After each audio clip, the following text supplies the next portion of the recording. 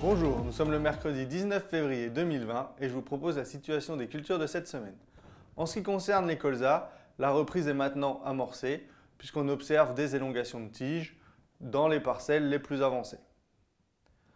On observe également dans quelques parcelles des pores buissonnants qui sont dus à des dégâts de larves d'altise.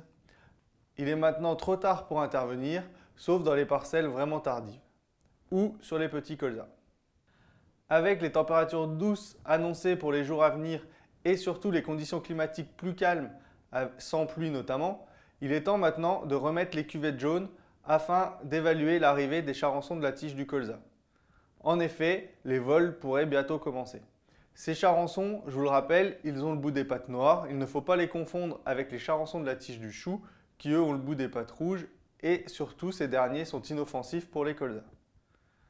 En ce qui concerne les apports d'azote, si ce n'a pas été réalisé, il est maintenant temps de faire les pesées de colza afin d'évaluer la dose bilan. Vous pouvez maintenant apporter l'azote et surtout ne pas oublier le soufre. Il faut 75 unités pour éviter tout risque de carence.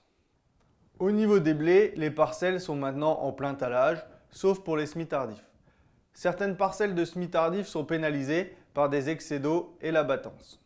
Je vous rappelle que le seuil de retournement est de 100 pieds mètres carrés répartis régulièrement.